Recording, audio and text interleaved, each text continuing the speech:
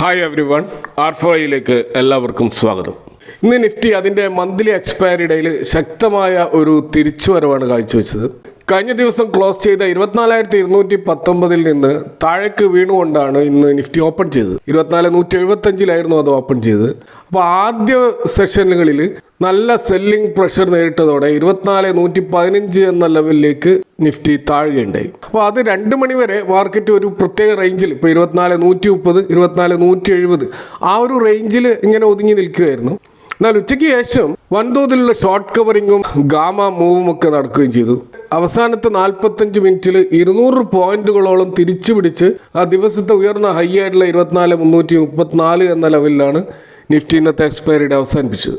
അപ്പോൾ എക്സ്പയറി അവസാനിക്കാറായപ്പോൾ താഴ്ന്ന ലെവലുകളിൽ ഷോർട്ട് ചെയ്ത പൊസിഷനുകൾ എടുത്ത ട്രേഡേഴ്സ് അത് തിരികെ വാങ്ങിയത് കൊണ്ടാണ് പ്രീമിയങ്ങൾ പെട്ടെന്ന് ഉയരാൻ കാരണമായത്. ഇപ്പോൾ ഉച്ചയ്ക്ക് ശേഷം 24,200, 24,250 ലെവലുകളിൽ കോൾ റേറ്റേഴ്സ് ട്രാപ്പ് ആയതോടെ 24,300 മുകളിലേക്ക് വൻതോതിൽ പ്രഷർ വരികയും മാർക്കറ്റ് അതിവേഗം മുകളിലേക്ക് കുതിക്കുകയും ചെയ്തു.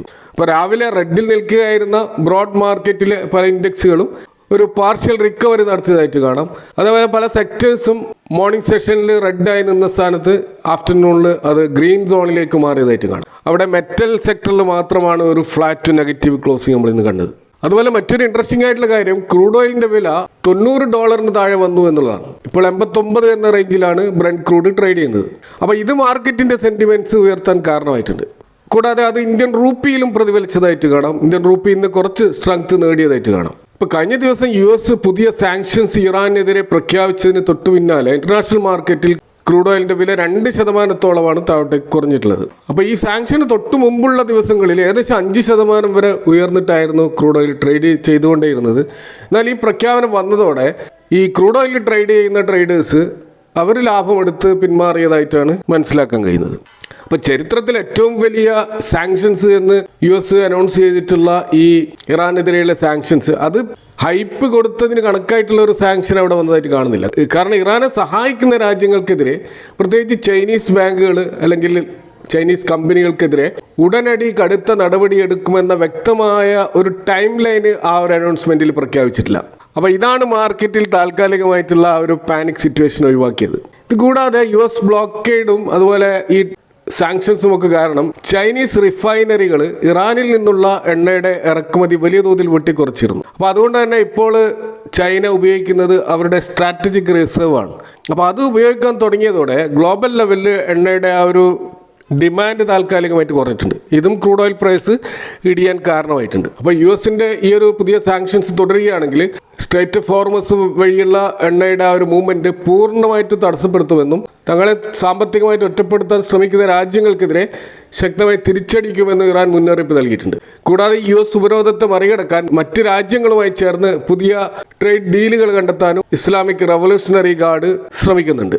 ഇതുകൂടാതെ ചൈനയുടെ ഭാഗത്ത് വന്ന ഫസ്റ്റ് റെസ്പോൺസും നമുക്ക് കാണാം. US-ൻ്റെ ഏകപക്ഷീയമായ ഉപരോധങ്ങളെ ഒരു തരത്തിൽ അംഗീകരിക്കില്ലെന്നും ഉപരോധങ്ങൾ വഴി പ്രശ്നങ്ങൾ പരിഹരിക്കാൻ കഴിയില്ലെന്നും ചൈനീസ് ഫോറിൻ മിനിസ്ട്രി വ്യക്തമാക്കിയത് കാണാം. അപ്പോൾ ഉപരോധങ്ങൾക്ക് പകരം നയതന്ത്ര ചർച്ചകളിലൂടെയും സംഭാഷണങ്ങളിലൂടെയും ഒരു സമവായത്തിലെത്താൻ US-നോട് ചൈന ആവശ്യപ്പെട്ടിരിക്കുകയാണ്. അതുപോലെ ഇറാനുമായി ചൈനയ്ക്കുള്ള നിയമാനുസൃതമായിട്ടുള്ള സാമ്പത്തിക വ്യാപാര ബന്ധങ്ങളെ തടസ്സപ്പെടുത്താൻ US-ന് അവകാശമില്ലെന്നും സ്വന്തം കമ്പനികളുടെയും ഊർജ്ജ ആവശ്യങ്ങളുടെയും സുരക്ഷ ഉറപ്പാക്കാൻ വേണ്ട നടപടികൾ ചൈന സ്വീകരിക്കുമെന്നും ചൈന വ്യക്തമാക്കിയിട്ടുണ്ട്. അപ്പോൾ മൊത്തത്തിൽ ഈ അമേരിക്ക കൊണ്ടുവന്നിട്ടുള്ള ഈ ഒരു സാങ്ഷൻസ് പരാജയപ്പെടുവാനുള്ള ഒരു സാധ്യതയാണ് നമുക്ക് കാണാൻ കഴിയുന്നത്. അതുപോലെ ഇന്ന് മാർക്കറ്റിൽ നല്ല മുന്നേറ്റം നടത്തിയ ഒരു സെക്ടറാണ് ഫെർട്ടിലൈസർ സെഗ്മെൻറ്റിലുള്ള സ്റ്റോക്കുകൾ.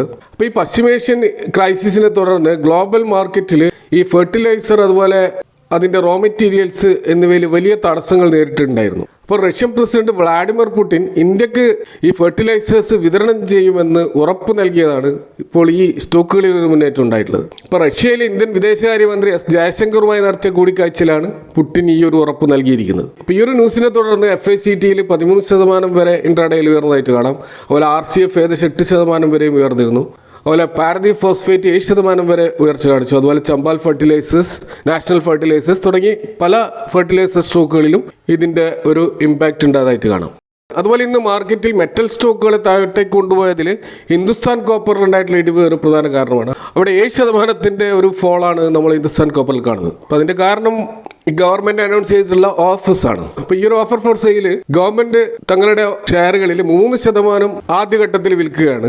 ഡിമാൻഡ് നിലനിൽക്കുകയാണെങ്കിൽ ഗ്രീൻ ഷൂ ഓപ്ഷൻ വഴി കൂടുതലായിട്ട് വീണ്ടും 3% കൂടി വിൽക്കാനുള്ള ഒരു പ്ലാനാണ് ഗവൺമെന്റിനുള്ളത്. അപ്പോൾ ഇത് രണ്ടും ചേർത്ത് ഏകദേശം 6% വരെയുള്ള ഒരു സ്റ്റേക്കാണ് സർക്കാർ ഇതുവഴി വിറ്റഴിക്കുന്നത്. അപ്പോൾ സ്റ്റോക്കിന്റെ ഓഫേഴ്സ് പ്രൈസ് നിശ്ചയിച്ചിരിക്കുന്നത് 514 എന്ന നിരക്കിലാണ്. ഇത് കഴിഞ്ഞ ലാസ്റ്റ് ട്രേഡിംഗ് ഡേ ക്ലോസിംഗുമായിട്ട് കമ്പയർ ചെയ്യുമ്പോൾ 10% ഒരു നല്ലൊരു ഡിസ്കൗണ്ടിലാണ് ഇത് ഗവൺമെന്റ് വിൽക്കാൻ ശ്രമിക്കുന്നത്. അപ്പോൾ ഈ 6% ഓഹരികൾ വിൽക്കുകയാണെങ്കിൽ ഏകദേശം 3000 കോടിയോളം രൂപയുടെ ഒരു സമാഹരണമാണ് ഇതിലൂടെ ഗവൺമെന്റ് ലക്ഷ്യമാക്കുന്നത്. ഇപ്പോൾ നോൺ റീറ്റെയിൽ നിക്ഷേപകർ ഓഗസ്റ്റ് 25-നും അതുപോലെ റീറ്റെയിൽ ഇൻവെസ്റ്റേഴ്സിന് നാളെ ഓഗസ്റ്റ് 26-നും ബിഡ് സമർപ്പിക്കാവുന്നതാണ്. അപ്പോൾ 10% റീറ്റെയിൽ ഇൻവെസ്റ്റേഴ്സിനായിട്ട് മാറ്റിവെച്ചിരിക്കുന്നത്. ഇപ്പോൾ റീറ്റെയിൽ ഇൻവെസ്റ്റേഴ്സ് എന്ന് പറയുമ്പോൾ 2 ലക്ഷത്തിൽ താഴെ നിക്ഷേപിക്കുന്നവരെയാണ് ഈ ഒരു കാറ്റഗറിയിൽ ഉണ്ടാവുക. അപ്പോൾ ഇവിടെ ഈ ഒരു ഓഫേഴ്സിന് അപ്ലൈ ചെയ്യണോ വേണ്ടോ എന്ന് നമ്മൾ പരിശോധിക്കുമ്പോൾ നമ്മൾ മനസ്സിലാക്കേണ്ടത് ഹിന്ദുസ്ഥാൻ കോപ്പർ ഇപ്പോൾ ട്രേഡ് ചെയ്യുന്നത് ഹൈ PE-യിലാണ്. അപ്പോൾ സാധാരണ ഈ മെറ്റൽ മൈനിങ് മേഖലയിലുള്ള കമ്പനികളുടെ PE റേഷ്യോ 15-നും 20-നും ഇടയിലൊക്കെയാണ് സാധാരണ ഉണ്ടാവാറുള്ളത്.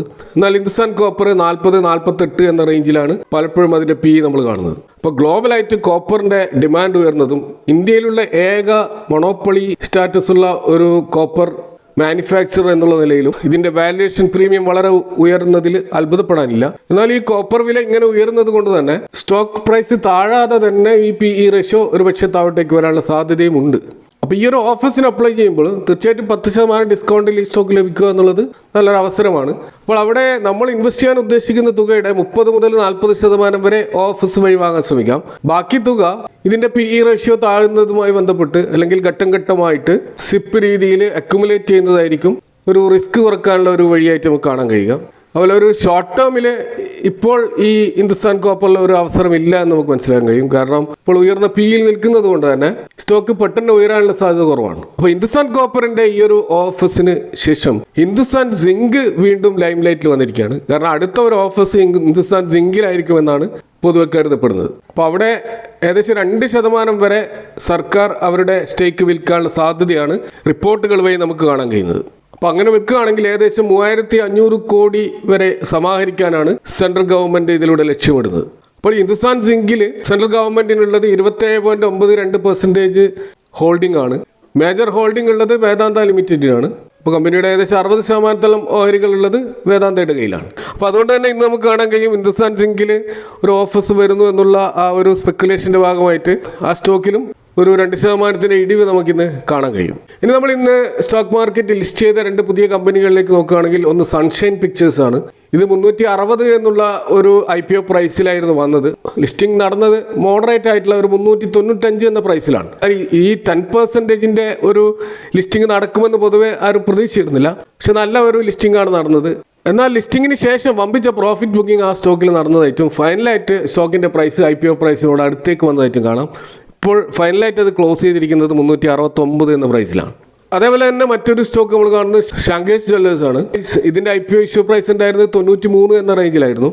എന്നാൽ ലിസ്റ്റിംഗ് നടന്നത് 103 എന്ന പ്രൈസിലാണ്. 11% ഒരു ലിസ്റ്റിംഗ് ഗെയിൻ ഈ സ്റ്റോക്കിലും ഉണ്ടായിരുന്നു. എന്നാൽ ഗ്രേ മാർക്കറ്റ് പ്രീമിയത്തിലുണ്ടായ പ്രകടനം വെച്ച് നോക്കുമ്പോൾ ഈ രീതിയിലുള്ള ഒരു ലിസ്റ്റിംഗ് ആരും പ്രതീക്ഷിച്ചിരുന്നില്ല. പക്ഷേ അവിടെയും നമ്മൾ കാണുന്നത് സൺഷൈൻ പിക്ചറിൽ കണ്ടതുപോലെ ലിസ്റ്റിങ്ങിന് ശേഷം വമ്പിച്ച പ്രോഫിറ്റ് ബുക്കിംഗ് ആണ്. ഫൈനലായിട്ട് ആ IPO ഇഷ്യൂ പ്രൈസിന് അടുത്ത് തന്നെ അത് ക്ലോസ് ചെയ്തതായിട്ടും കാണാം. ഇപ്പോൾ 94 എന്ന പ്രൈസിലാണ് അത് ട്രേഡ് ചെയ്യുന്നത്. അപ്പോൾ ഈ 2 IPOകളും പ്രതീക്ഷിച്ച പോലെ തന്നെ ഒരു പുവർ ആയിട്ടുള്ള ഒരു ലിസ്റ്റിംഗ് ആണ് നടന്നത്. ഇനി നമ്മൾ നിഫ്റ്റിയുടെ ഒരു ലെവലുകളിലേക്ക് വന്നു കഴിഞ്ഞാൽ ഇപ്പോൾ പുട്ട് കോൾ റേഷ്യോ 1.08 എന്ന ലെവലിലേക്ക് ഉയർന്നിരുന്നു. ഇന്നലെ അത് 0.6 ആയിരുന്നു. ഇപ്പോൾ 24,200 24,300 ലെവലുകളിൽ വൻതോതിലുള്ള പുട്ട് ഓപ്പൺ ഇൻട്രസ്റ്റുകൾ ആഡ് ചെയ്യപ്പെട്ടതുകൊണ്ട് തന്നെ ഇപ്പോൾ നിഫ്റ്റിയുടെ ഒരു സ്ട്രോങ് ബേസ് ആയിട്ട് നമ്മളിപ്പോൾ കാണുന്നത് 24,200 24,250 ലെവലാണ്. അതൊരു ഇമ്മീഡിയറ്റ് സപ്പോർട്ടായിട്ട് പ്രവർത്തിക്കാനുള്ള സാധ്യതയുള്ളത്. എന്നാൽ കോൾ സൈഡിൽ 24,400 24,450 ലെവലുകളിൽ ശക്തമായ റെസിസ്റ്റൻസ് നമുക്ക് പ്രതീക്ഷിക്കാം. അപ്പോൾ ഇന്ന് പുട്ട് കോൾ റേഷ്യോ 1 മുകളിൽ പോയതിനാലും അതുപോലെ തന്നെ 24,334 എന്നുള്ള ഒരു അപ് ട്രെൻഡിൽ ക്ലോസ് ചെയ്തതിനാലും മാർക്കറ്റിൻ്റെ ഒരു ട്രെൻഡ് അടുത്ത ദിവസങ്ങളിൽ പോസിറ്റീവായി തുടരാനുള്ള സാധ്യതയാണ് നമ്മൾ കാണുന്നത്. അപ്പോൾ ഇതൊക്കെയാണ് ഇന്നത്തെ മാർക്കറ്റുമായി ബന്ധപ്പെട്ട് നിങ്ങളുമായിട്ട് ഷെയർ ചെയ്യാനുള്ളത്. ഈ വിഷയങ്ങളുമായി ബന്ധപ്പെട്ട നിങ്ങളുടെ അഭിപ്രായങ്ങളും കമൻറ്റുകൾ അറിയിക്കാം. Thanks for watching. See you next time with another video.